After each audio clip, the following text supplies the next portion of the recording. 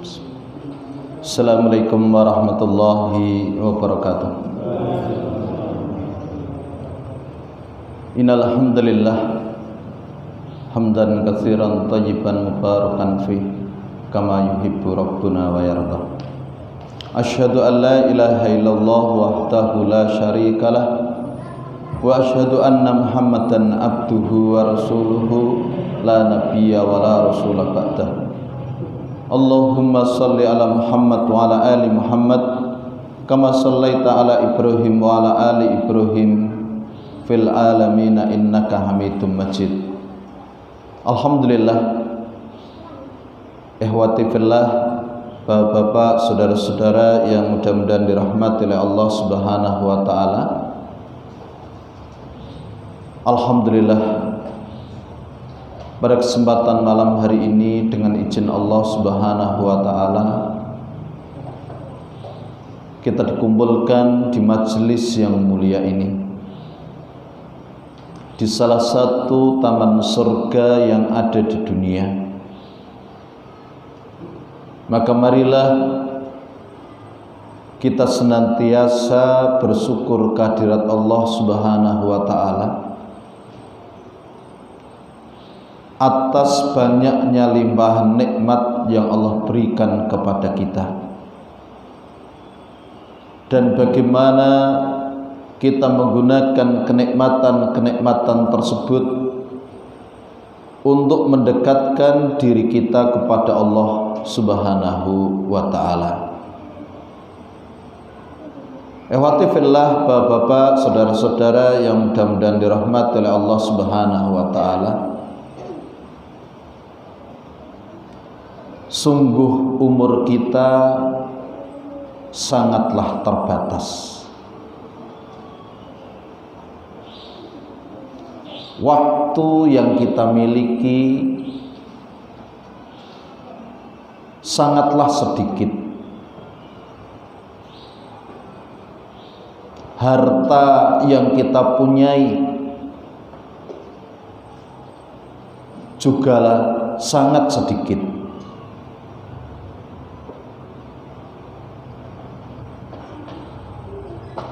Sementara kita akui bahwa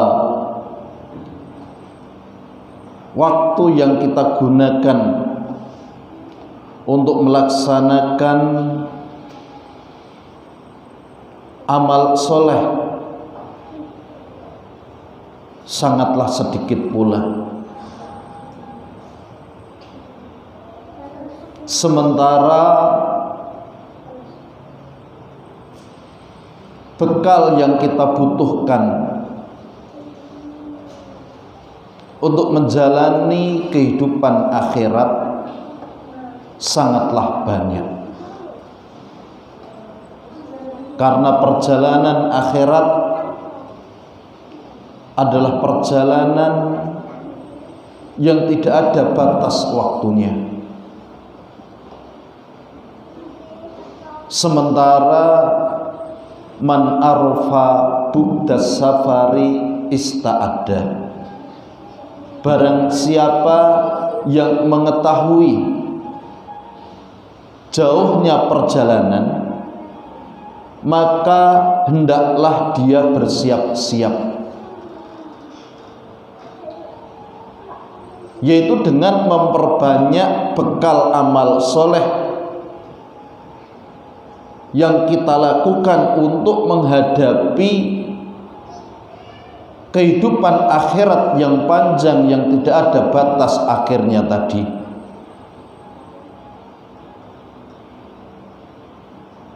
Ketika kita di dunia melakukan suatu perjalanan, kemudian bekal kita habis, maka kita bisa minta tolong,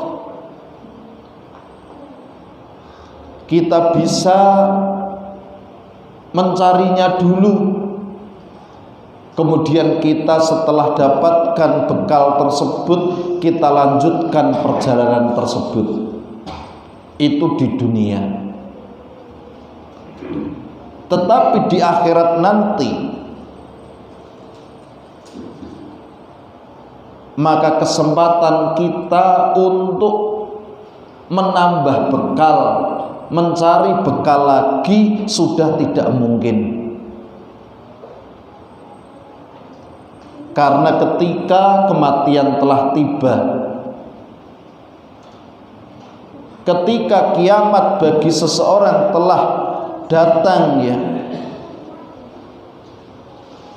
di mana para ulama katakan sebagaimana Imam Al-Qurtubi, beliau mengatakan idza mata faqad qamat qiyamatuhu. Jadi kalau seseorang itu telah mati, maka telah tegaklah kiamat dia.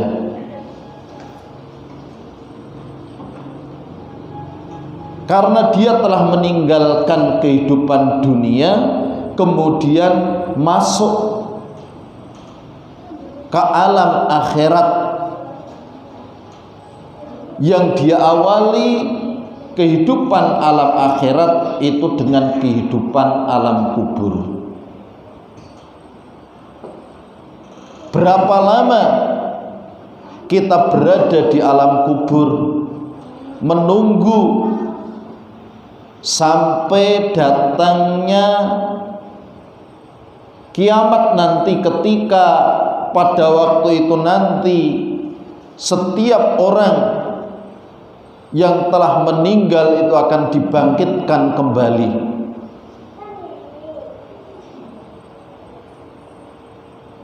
Seratus tahun, 200 tahun, 1000 tahun atau beribu-ribu tahun, kita semua menanti, ya, di alam barzakh datangnya hari kiamat, ketika nanti sangkakala ditiup, pertanda bahwa kiamat telah tiba, maka itu merupakan waktu yang sangat panjang. Yang bahagia atau sengsaranya kita pada waktu itu ditentukan oleh apa yang kita lakukan ketika kita hidup di dunia. Sementara amal soleh kita sangatlah sedikit tadi, maka kita harus punya strategi bagaimana waktu kita yang sedikit, waktu kita yang sebentar, amal soleh kita yang sedikit, tetapi itu nanti mendatangkan pahala yang besar, mendatangkan pahala yang banyak.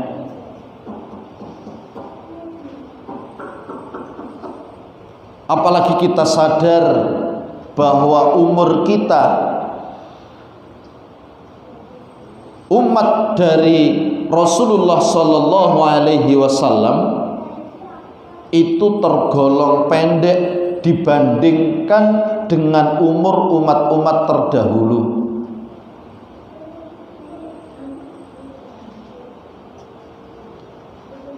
Kalau Rasulullah bersabda, a'maru ummati baina sittin ila sab'in, umur umatku itu berkisar antara 60 sampai 70. Wa aqalluhum man yajuzu dzalika, dan sedikit sekali yang lebih dari itu. Artinya itu waktu yang sangat pendek ini dibandingkan dengan umat-umat terdahulu.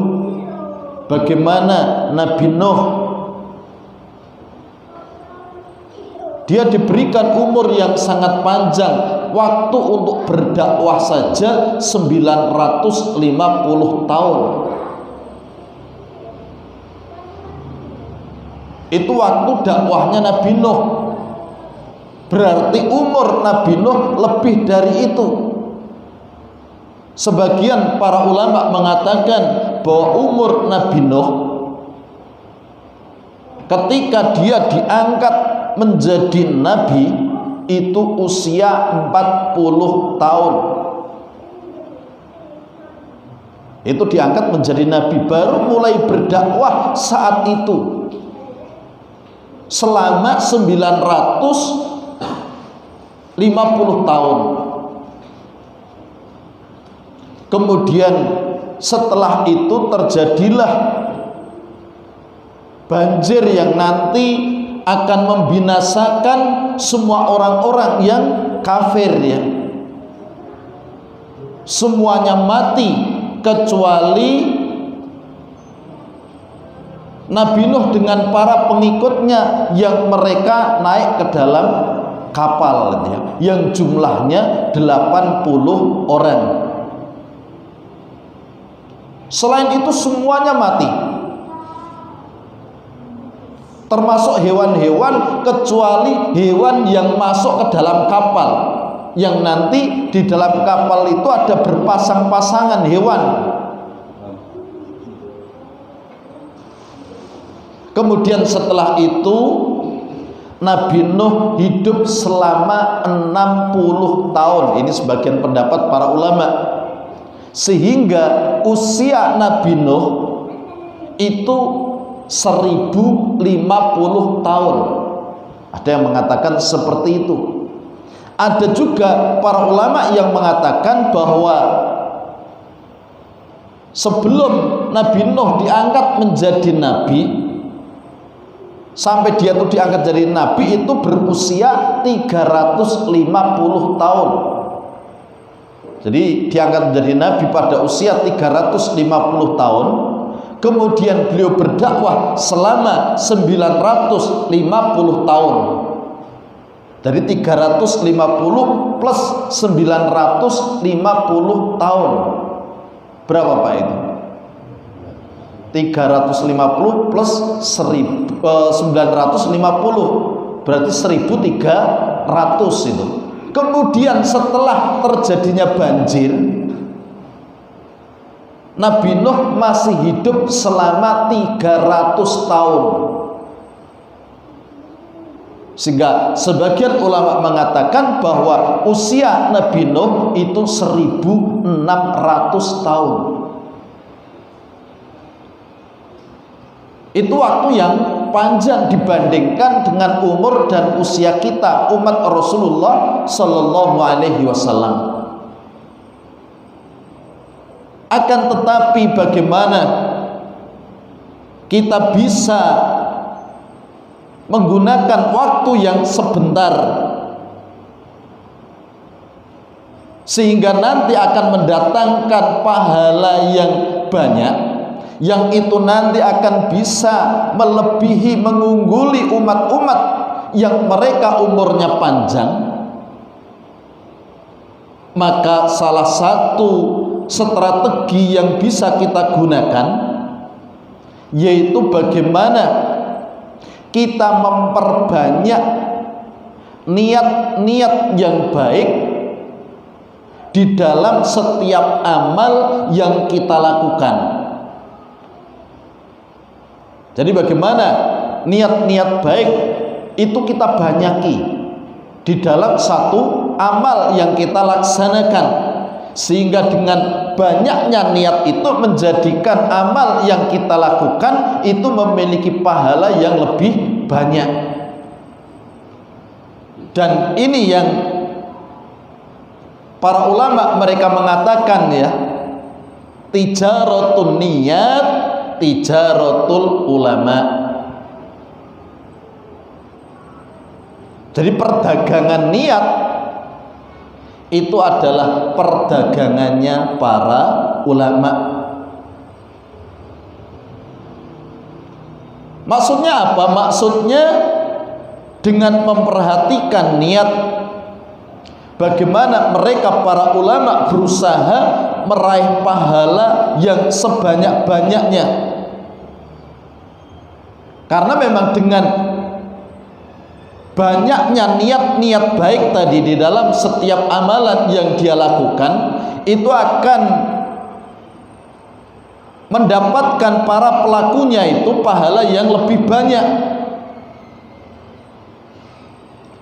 Dan ini menunjukkan bagaimana pentingnya niatan di dalam amal yang kita lakukan,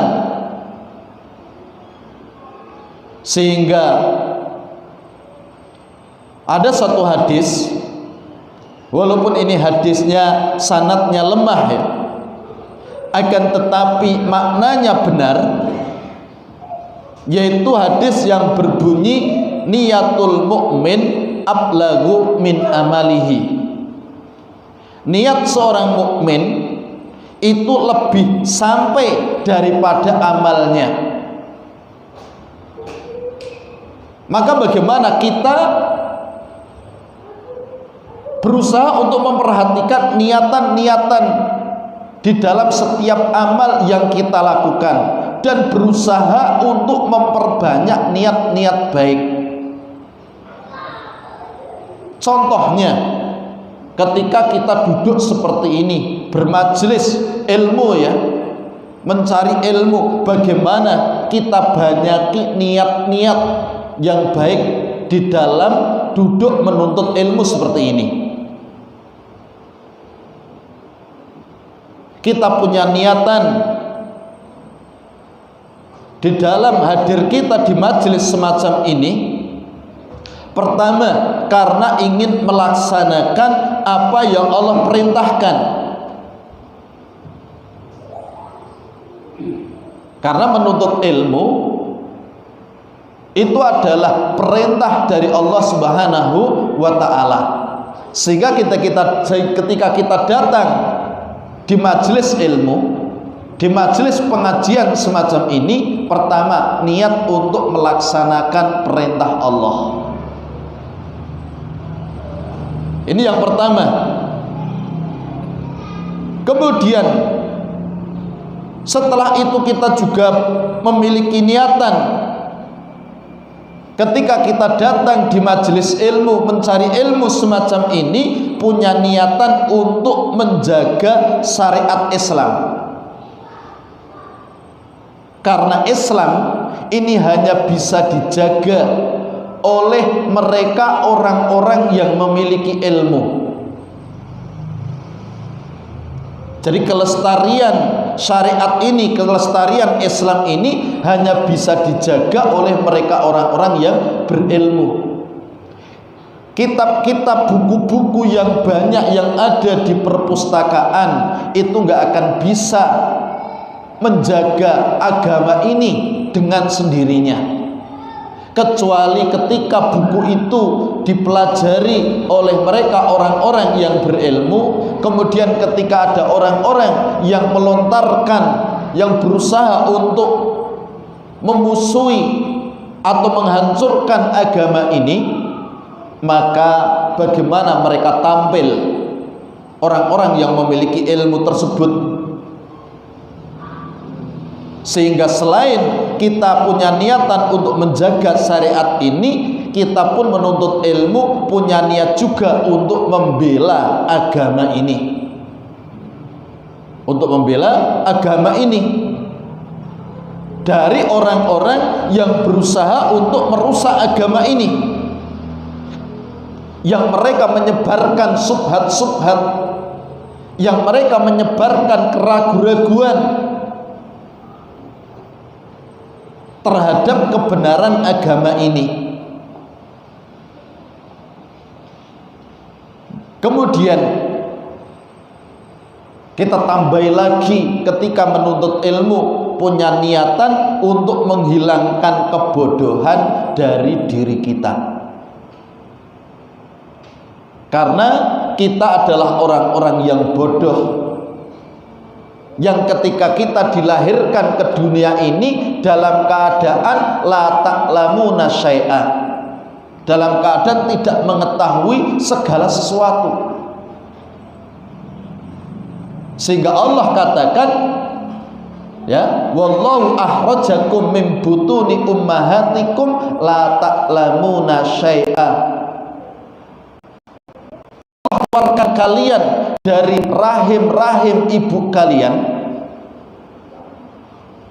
dalam keadaan la ta'lamuna syai'a, dalam keadaan kalian tidak mengetahui segala sesuatu. Jadi ketika kita lahir itu sangat bodoh, nggak tahu apa-apa gitu loh. Kemudian Allah jadikan wa ja'ala lakumus sam'a, Allah jadikan pendengaran, penglihatan, hati, yang ini merupakan sarana-sarana untuk menuntut ilmu,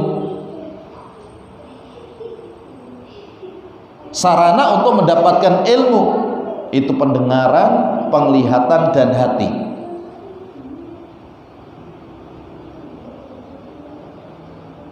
Maka diri kita yang awalnya itu adalah bodoh, dan kita tahu bahwa bodoh itu merupakan penyakit,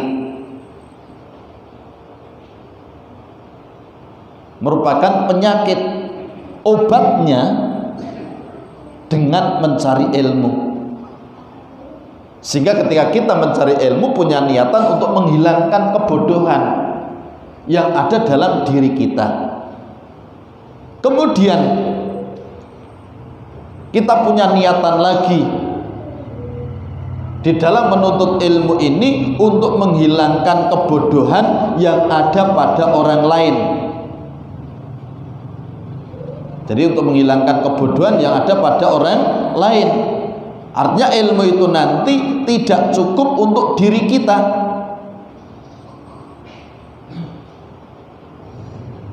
Jadi ilmu itu tidak cukup untuk diri kita. Setelah kita mengetahuinya, bagaimana ilmu itu kita sampaikan kepada orang lain dengan niatan tadi untuk menghilangkan kebodohan yang ada pada orang di luar kita, orang lain. Sehingga ketika kita punya niat seperti itu, sebagaimana dikatakan oleh Imam Ahmad bin Hanbal rahimahullah, beliau katakan al ilmu la ya'diluhu syai'un liman sahhat niyatuhu. Ilmu, artinya menuntut ilmu itu satu amalan yang tidak bisa ditandingi dengan amalan apapun bagi barang siapa yang benar niatnya. Kemudian mereka orang-orang bertanya kepada Imam Ahmad, kaifa dzalika, bagaimana niat yang benar dalam menuntut ilmu itu? Maka beliau menjawab, yanwi raf'al jahla an nafsihi wa an ghairihi, yaitu dia punya niatan untuk menghilangkan, untuk mengangkat kebodohan yang ada pada dirinya dan kebodohan yang ada pada orang lain. Sehingga mari apa yang kita ketahui kita tular-tularkan, ya. Kita tidak mencukupkan hanya untuk diri kita. Kita sampaikan apa yang kita tahu, catatannya ya, yang kita sudah ketahui. Jangan sampaikan sesuatu yang kita tidak tahu. Sehingga kita berdakwah, kita mengajak orang seperti apa yang kita tahu.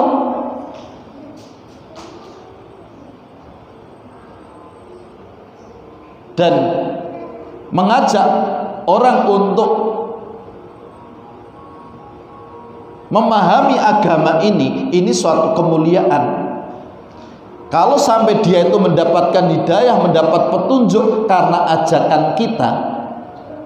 Rasulullah pernah bersabda, wallahi, demi Allah, la ayyahdiyallahu bika rajulan wahidan khairun laka min khumurin na'ami. Demi Allah, Allah memberikan petunjuk kepada seseorang lewat kamu, itu lebih baik bagimu daripada unta merah. Unta merah itu adalah harta yang sangat berharga. Maka kita bisa ngajak-ajak keluarga kita, anak kita, saudara kita, teman kita.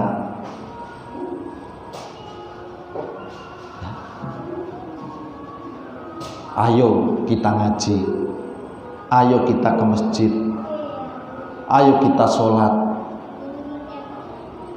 Ya. Dia mau atau tidak mau, kita sudah dapat pahala itu.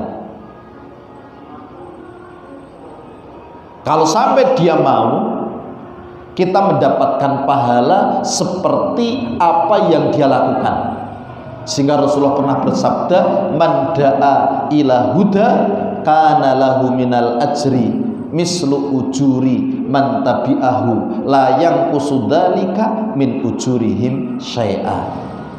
Barang siapa yang mengajak kepada petunjuk, man da'a ila huda kana lahu minal ajri, maka baginya pahala mislu ujuri man tabi'ahu, seperti pahala orang yang mengikutinya, tanpa mengurangi pahala orang yang mengikutinya tadi. Jadi kita ajak-ajak, maka jangan bosen ngajak. Yang diajak nggak mau, kita nggak rugi, karena modalnya cuma ngomong, itu pun nggak belanja.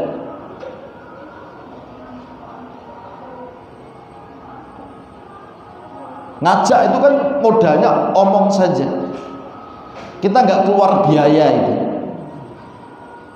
Dia mau nerima atau tidak, kita tidak rugi. Kalau dia sampai mau menerima karena ajakan kita, Masya Allah, kemudian dia melakukan kebaikan tadi, kita pun akan mendapatkan pahala seperti pahala orang yang melakukannya tadi. Dan sebaliknya, wa man da'a ila dhalalatin, barang siapa yang mengajak kepada kesesatan, kana lahu minal ismi, maka baginya dosa mislu asami man tabi'ahu, seperti dosa orang yang mengikutinya. Jadi kalau kebaikan ajak-ajak Pak, kalau keburukan jangan. Jadi kalau itu kebaikan kita ngajak orang, tapi keburukan jangan sekali-kali ngajak. Karena kalau kita ngajak keburukan kemudian orang itu melakukan keburukan, bagi kita juga mendapatkan dosa, seperti dosa orang yang melakukan keburukan tadi, tanpa mengurangi dosa orang yang melakukan keburukan. Nah, ini bapak-bapak, saudara-saudara yang mudah-mudahan dirahmati oleh Allah Subhanahu wa taala. Sehingga bagaimana kita memperbanyak niat-niat yang baik di dalam amal-amal yang kita lakukan. Kita banyak niat, semakin banyak niat baik, pahalanya semakin besar. Karena pertama, Rasulullah Shallallahu Alaihi Wasallam beliau bersabda, innamal a'malu binniyat. Sesungguhnya amalan-amalan itu tergantung pada niat-niatnya. Tergantung pada niat-niatnya. Kalau niatnya banyak, nanti pahalanya juga banyak. Maka setiap kali kita hendak melakukan amalan, perhatikan niat. Ya. Jadi ketika kita melakukan suatu perbuatan, dibanyaki niat-niat yang baik. Artinya dari hadis ini menjelaskan bagaimana pahala ganjaran itu berdasarkan niat dari seseorang. Jika dia berniat banyak, maka dia juga mendapatkan pahala yang banyak. Ini pentingnya niat, ini yang menjadikan kenapa para ulama mereka itu memiliki keutamaan yang lebih. Karena tadi sebagaimana dikatakan tijaratun niyat, tijaratul ulama. Perdagangan niat itu adalah perdagangannya para ulama. Sehingga bagaimana mereka mempermainkan hati ini, supaya di dalam hati itu senantiasa ada niat-niat yang baik. Walaupun nanti tidak semua niat baik itu bisa dia laksanakan. Kenapa? Waktunya terbatas tadi, tenaganya juga terbatas, dananya juga terbatas. Tapi niat baik itu harus penuh di dalam hati kita. Jadi hati kita itu dipenuhi dengan niat-niat baik. Karena apa? Sekedar niat baik saja itu sudah bisa mendatangkan pahala. Jadi adanya niat yang baik di dalam hati kita itu sudah bisa mendatangkan pahala. Sehingga Rasulullah pernah bersabda, faman hamma bihasanatin, barang siapa memiliki ham itu keinginan yang kuat untuk melakukan kebaikan, falam ya'malaha, dan dia belum melaksanakannya. Pak, kata Rasulullah, kata bahallahu tabaraka wa ta'ala indahu hasanatan kamilatan, maka Allah akan tulis baginya sebagai kebaikan secara sempurna. Jadi ada niat yang kuat dalam hati untuk melakukan kebaikan, belum melaksanakan itu sudah ditulis sebagai kebaikan secara sempurna.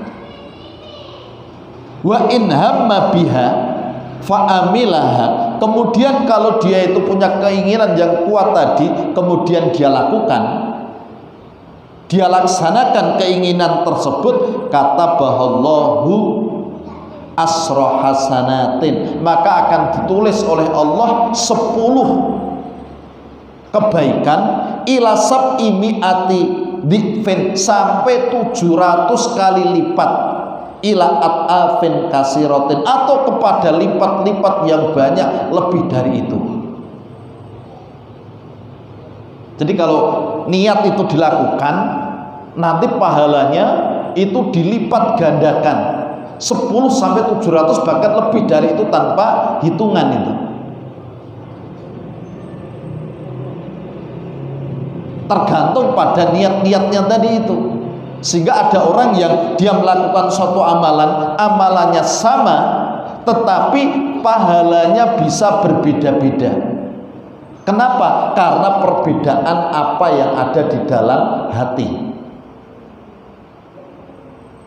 Yang menjadikan kenapa para ulama mereka lebih mulia, lebih utama, karena mereka tahu dengan ilmunya itu, kemudian dia banyaki niat-niat yang baik di dalam amal yang dia lakukan. Sehingga sekali lagi, sesuatu yang harus ada di dalam hati kita itu niat baik. Niat baik itu nggak boleh hati kita kosong dari niat-niat baik. Masalah nanti melaksanakannya itu sesuai dengan kemampuan.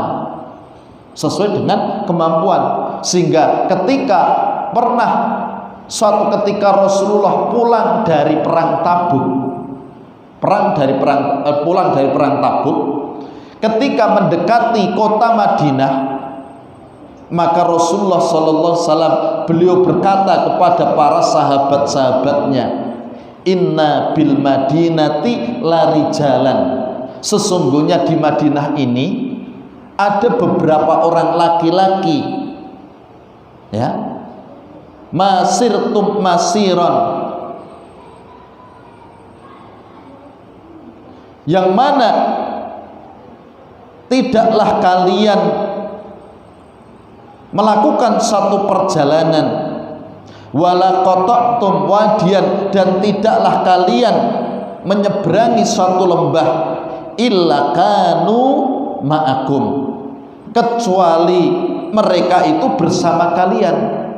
Padahal mereka itu tidak ikut ke Tabuk gitu loh.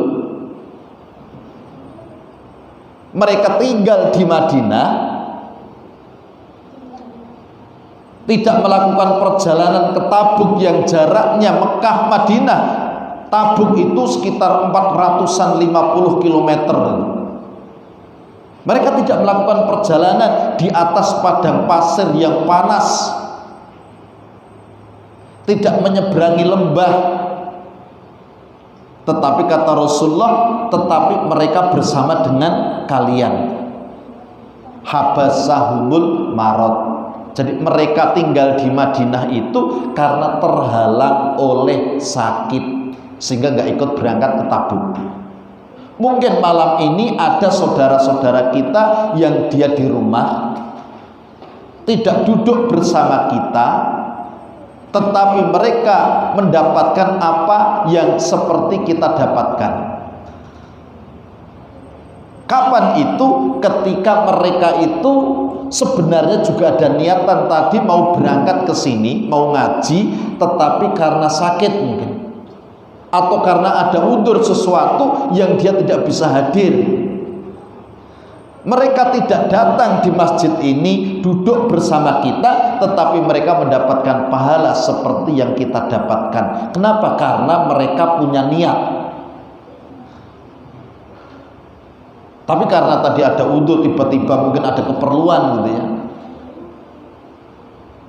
Tapi tadi sudah ada niatan dalam hatinya, saya pengen ngaji.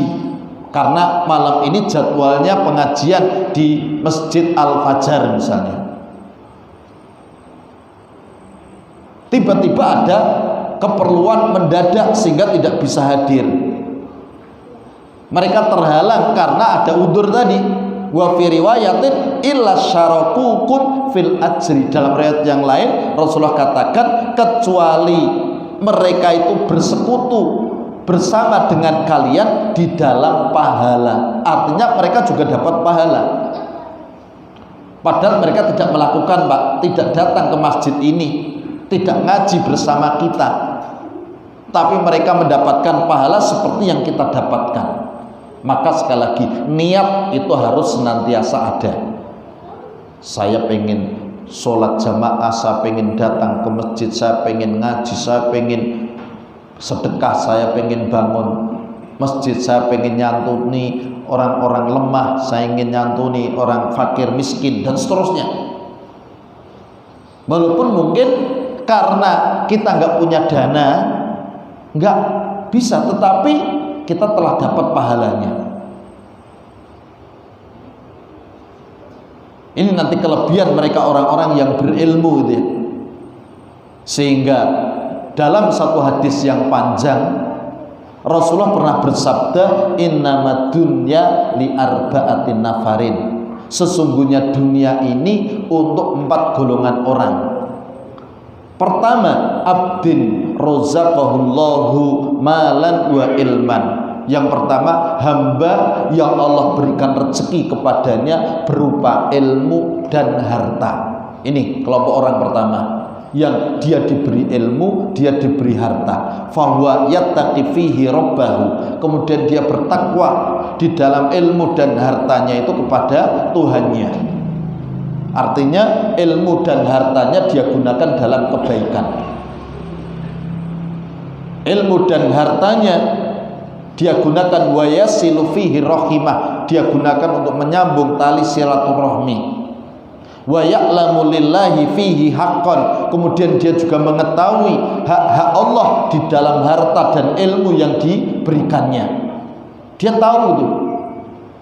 Maka orang seperti ini, kata Rasulullah, fahada bi afdalil manazil. Orang seperti ini orang yang paling tinggi derajatnya. Ilmu diberi, harta diberi. Kemudian ilmu dan hartanya itu digunakan untuk takwa kepada Allah. Tidak ada kebaikan kecuali dia lakukan.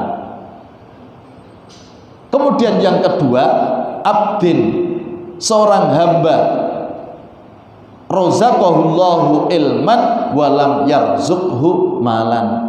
Hamba yang Allah berikan ilmu tetapi tidak diberikan harta. Ilmu diberi tapi harta tidak.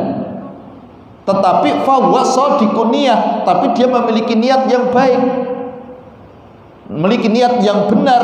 Yaqulu, dia berkata, lau anna limalan la amiltu bi amali fulan. Kata dia, seandainya aku punya harta, aku juga akan berbuat seperti orang pertama tadi. Saya juga akan bangun masjid, saya juga akan bangun pesantren, saya juga akan santuni yatim piatu, saya akan santuni orang-orang miskin